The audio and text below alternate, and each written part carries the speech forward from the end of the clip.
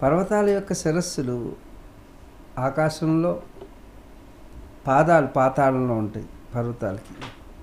కాబట్టి అలాంటి ఎత్తైనటువంటి ప్రదేశాల్లో సంచరించడం అనేటటువంటిది, ఎక్కువ సంచరిస్తామంటే సంచరించం, కానీ ఆ పైన నీళ్ళు ఎక్కడైతే మేఘాలు ఉండవో డైరెక్ట్ అల్ట్రావైలెట్ రేస్ వచ్చి, అంతేకాకుండా సూర్యుడు ఎక్కువసేపు కనపడతాడు మనకి ఎత్తులో ఉండడం వల్ల. కాబట్టి పగలనేది ఎక్కువగా ఉంటుంది.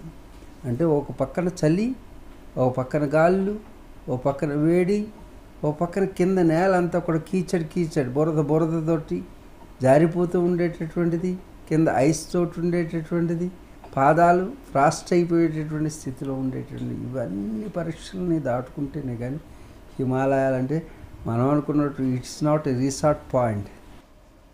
చాలామంది అనుకుంటారు చల్లగా ఉంటుంది వెళ్ళిపోతాం మేము. ఈ మధ్యన ఎవరో చాలామంది అంటున్నారు హిమాలయాలకు వెళ్ళిపోదాం అనిపిస్తుందని. హిమాలయాలు అంత తేలిగ్గా రానివ్వదు ఎవరిని. కాబట్టి హిమాలయాలకు వెళ్ళడం అనేది అనడం అనేది అనవచ్చేమో, కానీ అది మాత్రం ఆచరణలో సాధ్యం కాదు. ఇవన్నీ కూడా పంచభూతాలు శిక్షణ ఇస్తాయి మనకి. ఏంటి? పృథ్వీ, ఆపహ, తేజ, వాయుర్, ఆకాశమేవచ. ఈ పంచభూతాలు పరీక్షిస్తేనే హిమాలయాల్లో ఒక యోగిని ఉండనిస్తుంది. అంటే అక్కడ ఎంట్రీ కూడా ప్రీ డిటర్మిండే. అంత ఇది హిమాలయాల్లో అందరూ వెళ్ళిపోరండి. Those who are really selected by the higher plane peoples, that means the Siddhashrama yogis. అలాంటి సెలెక్ట్ చేసుకోబడితేనే వెళ్ళగలుగుతాం. నేను వెళ్ళా, దే సెలెక్టెడ్ మీ మీన్స్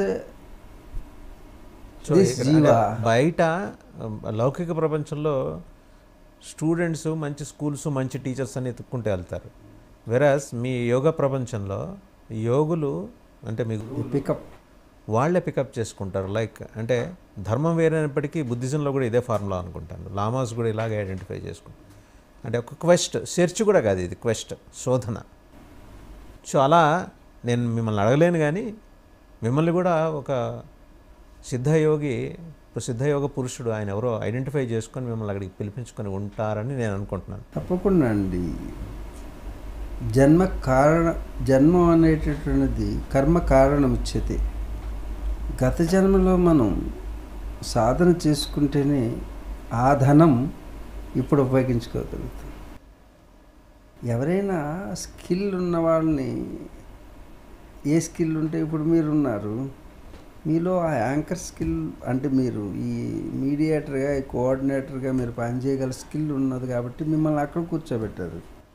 వారి కెమెరాని బాగా ఛాయాగ్రహణం చేయగలిగినటువంటి స్కిల్ ఉంది కాబట్టి అలా కూర్చో, అంటే వారిని సెలెక్ట్ చేసుకున్నారు ఆయా స్కిల్ని బట్టి. అలాగే ఒక యోగి నీవు కొంత సాధన చేసినట్టయితే పరమయోగుల యొక్క అనుసంధానం నీకు లభిస్తే హిమాలయాల్లో నువ్వు స్టే అవ్వగలుగుతావు. కానీ నువ్వు హిమాలయాలు వెళ్తే తాత్కాలికంగా మాత్రమే అక్కడ ఉండగలుగుతావు.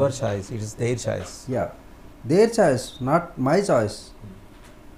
నా దగ్గర క్వాలిఫికేషన్ ఉన్నది కాబట్టి వాళ్ళు సెలెక్ట్ చేసుకుంటారు, వాళ్ళు నిర్దేశిస్తారు. మనం అనుకుంటే హిమాలయాలకు వెళ్తాం, కానీ హిమాలయాలకు వెళ్తామో కానీ మహిమాలయాలకు వెళ్ళలేదు. ఎగ్జాక్ట్లీ. హిమాలయాలు వేరు, మహిమాలయాలు. పెరిఫరల్గా ఉన్న ప్రపంచాన్ని మీరు చూసి రాగలేము, కానీ అంతరాలయాల్లోకి వెళ్ళి చూసి రాలేరు. బయటకు కనపడే హిమాలయాలు అందరికీ కనపడతాయి, కానీ మీరు నిలబడతారా లేదా తెలియదు. కానీ నిలబడాలంటే మాత్రం నిలబడాలి. మహిమాలయాల్లో ఉన్నటువంటి యోగుల యొక్క అనుగ్రహం మనకు ఉండాలి. ఆ అనుగ్రహాన్ని ఎలా ఐడెంటిఫై చేస్తారు? అంటే మేము మెటలిస్టిక్ వరల్డ్లో ఉన్నాం, మాకు బోళ్ళని సందేహాలు ఉంటాయి. ఒకసారి ఆ సందేహాలు మీ పోటీ సాధకులకి ఆశ్చర్యంగాను నవ్వు తెప్పించే విధంగాను కూడా ఉండొచ్చు. అది మా అజ్ఞానం మాత్రమే. సో అవుట్ ఆఫ్ క్వెస్ట్ లేకపోతే అవుట్ ఆఫ్ మై అజ్ఞానం నేను అడుగుతున్నాను, ఎలా ఐడెంటిఫై చేసుకుంటారు మీ గురువులు మిమ్మల్ని, మీ యోగులు, సిద్ధపురుషులు? ఇప్పుడు మీరు నాతోటి ఇంటర్వ్యూ చేస్తున్నారు. మనం ఒక గంట క్రితం మన ఇద్దరం కలుస్తామని మనకు తెలియదు. మీరు నన్ను ఎలా సెలెక్ట్ చేసుకున్నారు? నేను మిమ్మల్ని ఎలా సెలెక్ట్ చేసుకున్నాను చెప్పండి, చెప్పగలుగుతారా? ఖచ్చితంగా నేనైతే సెలెక్ట్ చేసుకున్నాను. ఒక గురువుని నేను సెలెక్ట్ చేసుకోలేదు కదా. సెలెక్ట్ చేయలేదు మీరు కానీ నేను కానీ సెలెక్ట్ చేయలేదు. It was happened. In the same way ఆ స్కిల్ ఉన్నటువంటి వాళ్ళు మాత్రమే అక్కడికి చేరగలుగుతారు. వాళ్ళు కూడా సంకల్పం చేశారని మీరు చెప్పకూడదు. Nature will connect them. Nature means సహజంగా నీలో ఉన్నటువంటి స్వభావం నేచర్, బయట ఉన్నటువంటి నేచర్, అవతల ఉన్నటువంటి వాళ్ళ యొక్క సాధారణ నేచర్, ఇవన్నీ కాంబినేషన్స్ తోటి it was happening thing. Just it was happening అంతే.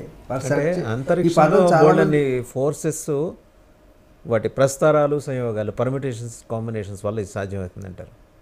అంతరిక్షానికి అంతరంగానికి సంబంధం లేదు. సంబంధం లేదా అంటే అంతరిక్షము అంతరంగం ఒకటే. మీరు బయట ఉన్న ప్రపంచం, అంతఃప్రపంచం రెండు ఒకటే. రెండు ప్రపంచాలు లేవు. నిజానికి it's a form.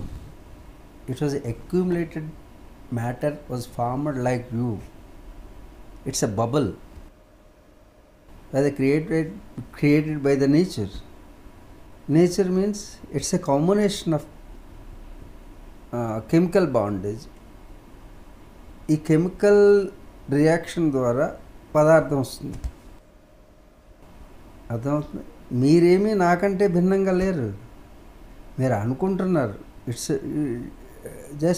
It's also a myth, లేకపోతే అజ్ఞానం. నాకంటే మీరు అన్యంగా లేరు.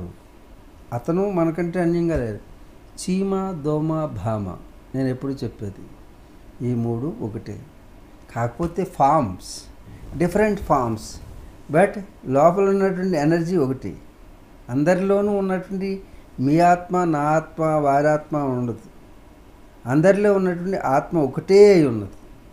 ఏ విధంగా బబుల్స్ ఊదిన వెంటనే ఆ బబుల్స్ అన్నీ కూడా ఫామ్ అయి పెద్దది చిన్నది డిఫరెంట్ షేప్స్ తీసుకున్న తర్వాత అవన్నీ పేలిపోతే లోపల ఉన్న గాలి ఎక్కడికి వెళ్తుంది? అన్నిట్లో ఉన్న గాలి ఒకటి.